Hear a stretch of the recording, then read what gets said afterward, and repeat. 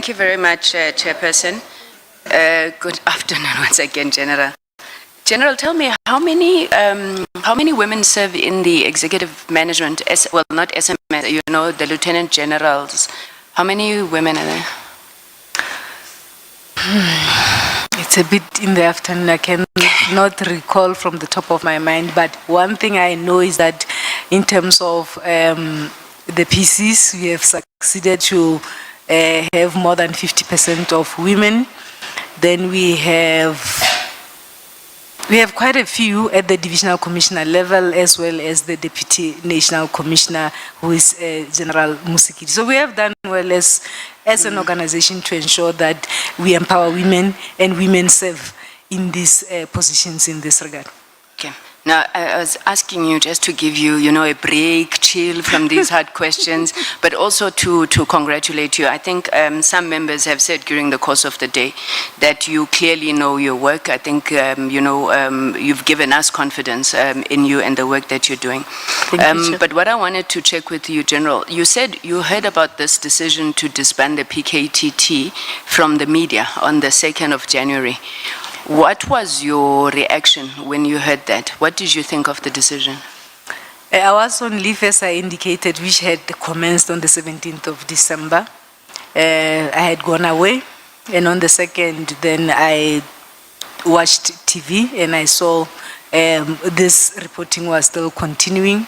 What I then did, I sent a message to the acting CFO, just wanting to find out whether perhaps my office was included in terms of the discussions, and of which she confirmed no. And then I left it at that. I believed that perhaps a decision would have been, or discussion would have ensued between the National Commissioner and the Minister, because it is a decision that must be taken at that level.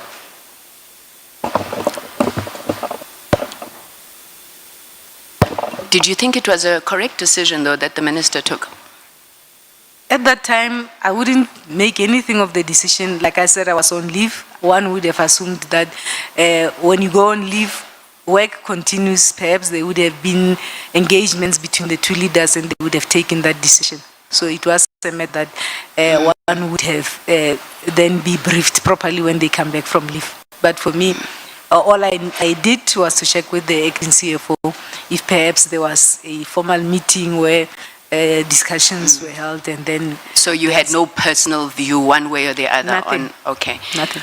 Okay, so over the course of these, this inquiry, General, we've gotten the sense that, there seems to be two camps, people are taking sides.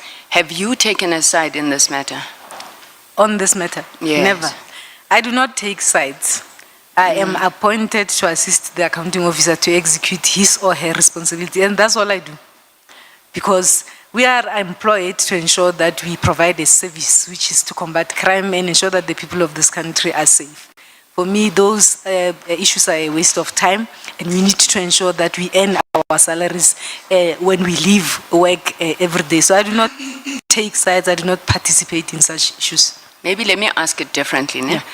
At the end of the day, this inquiry is established to probe the allegations that General Mkhwanazi would have made, right? And at the heart of it is this issue of PKTT, drug cartels, and what.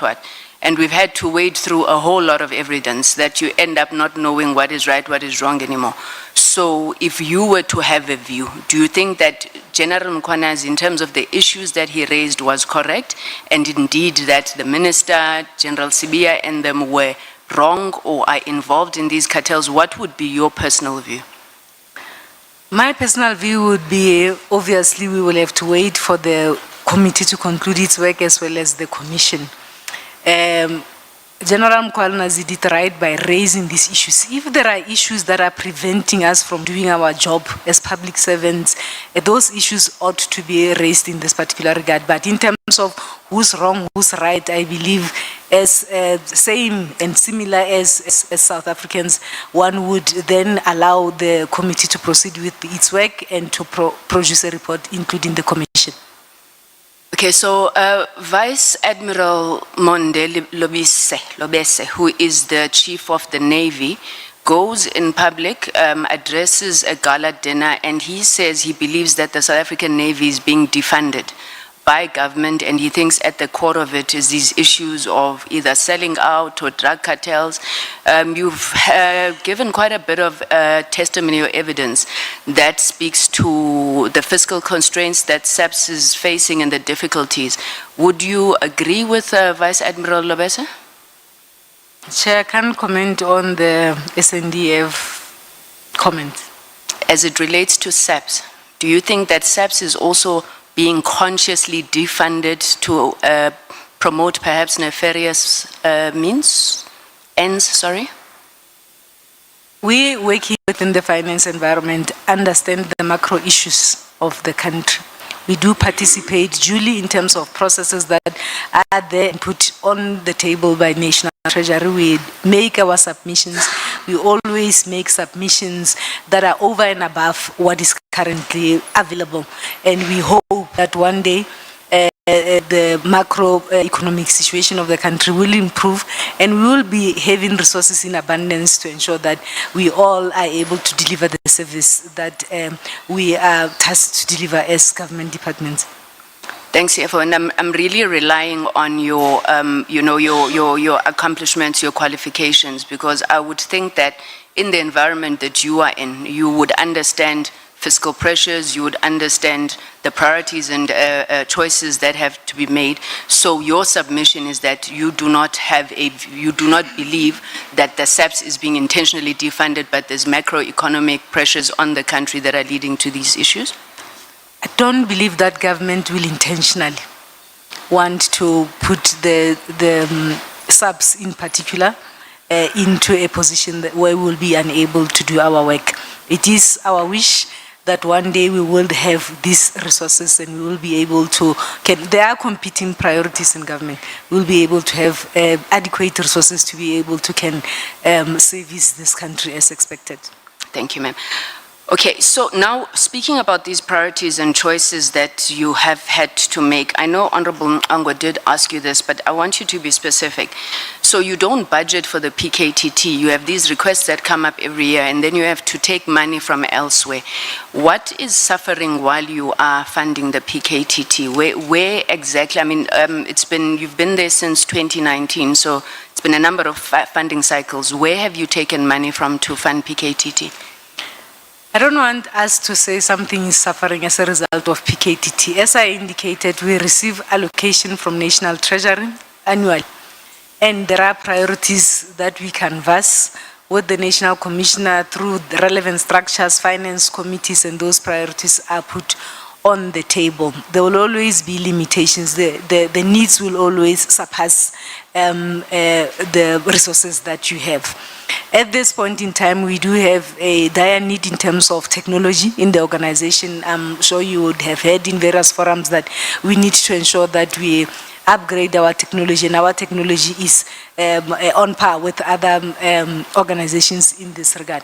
So the work that the PKTT is doing is important because it is investigative work. It is work that deals with issues that are troubling the country. So you can say the allocation to PKTT is not important, the other one is important. So it's an issue of competing priorities, and we try our level best to ensure that there are cost containment issues. We block the systems to ensure that where there are inefficiencies, we are able to manage those things. We have implemented blocks to deal with the so-called non-core items, and there's quite a lot that SAPS is doing in this particular regard. Thank you, CFO. I mean, I know I got a bit of time because Honourable Khusela left me some, but thank you so much. I got you there. Chair, on the, Honourable Khusela raises this question, and I want to follow up on it, around the funding of the PKTT. Now, you say it was not unauthorized, irregular, whichever word it is in terms of a structure, right? But the minister on the 31st of December says, shut down this thing immediately. That directive is being implemented. You have meetings where you meet, you discuss disbandment, but then money is then allocated again to the PKTT, which both General Mkhwanazi, Lieutenant General Mkhwanazi and General Masemula came to testify on. Why was money being allocated when a directive from the minister has come out to say shut it down? Okay, I want to put it on record that I have not been part of any meeting that has discussed Oh, this my directive. apologies. It was Yeah. Lieutenant General Mgidi, but in your knowledge, why would you, I'm assuming you would have played a part in approving something So- the minister said must be disbanded? So in April, when you then are confronted with a situation where you have to advise the organization and assist the organization to distribute funding to cost centers, I approached the National Commissioner that I'm aware of this directive, I'm aware of these issues. As the finance office, when am I going to get an indication to say, do I fund, do I not fund?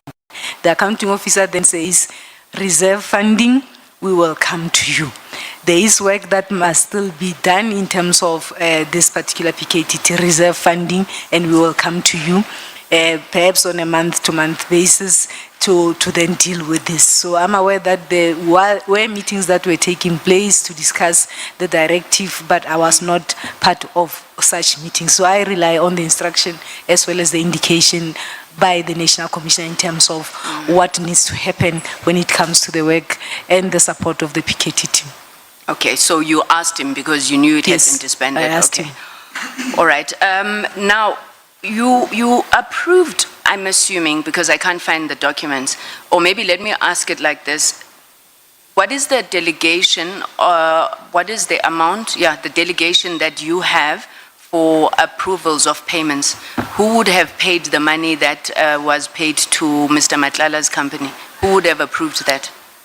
As I indicated, we have a national policy that regulates the payment of suppliers in the CFO. department.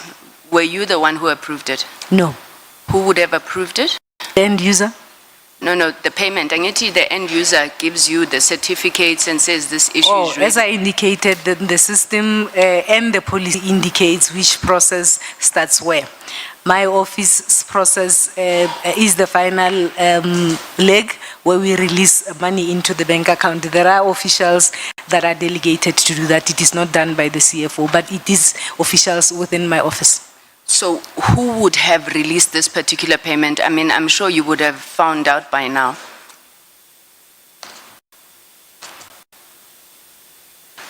The section that deals with everything medical is headed by a Major General and there is a Brigadier. The final payments are released by the Brigadier who is in that space that works in my office.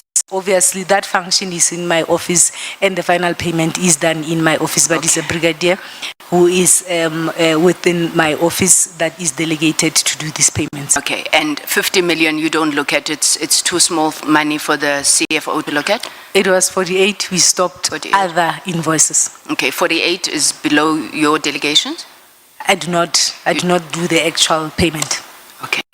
Now, when this Brigadier and the General received this request for a payment of 48 million, outside of the fact that the end user would have certified that they've received the service, and I'm asking you this, CFO, please don't think we're here to get you. We're not trying to get anybody. We're trying to understand what are the systemic and perhaps governance failures that exist in the system, right? So when they get this certification from the user, are there any probity checks? Is there any due diligence that's done in your office now, or do they just press the button and the money goes? Are you our last line of defense or a post box? There would be those that will verify, will then, the segregation of duties will capture and then finally approve in this particular regard. As I indicated, Chair, there are sufficient safeguards within the system, within the policy. You would understand that procurement takes place across the country. So there are sufficient safeguards. And when you look at this graph on the determination test report, the investigator even went into that particular field and interviewed those brigadiers, and he came to a conclusion that in terms of the financial space, there are sufficient safeguards. This particular issue was an issue of an irregular contract that was issued in contravention with supply chain processes. Okay. Let me ask you my last two questions. I'll ask them as one question. So it's on this issue that Honourable, wait, I cannot ask the national shutdown.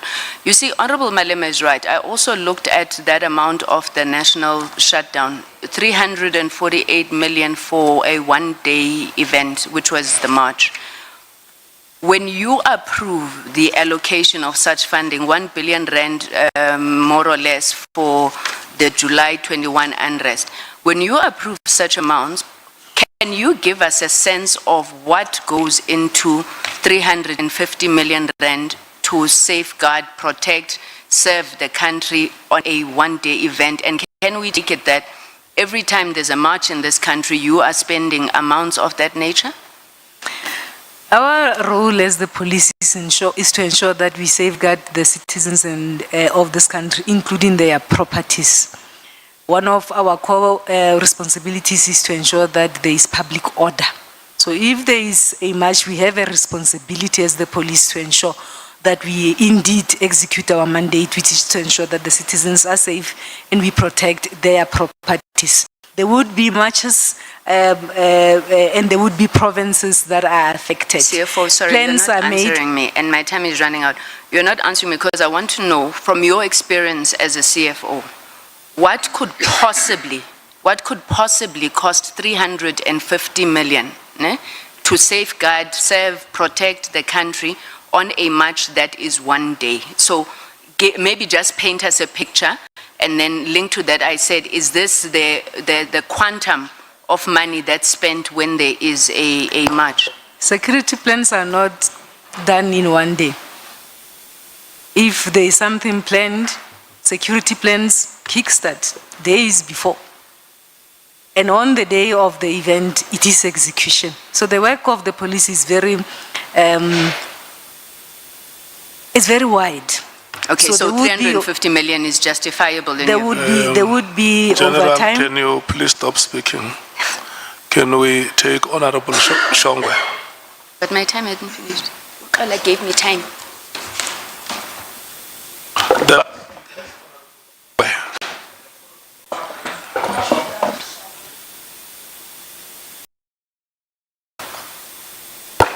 The last speaker is Honourable Shongwe. Your time starts now. Sawubona mama.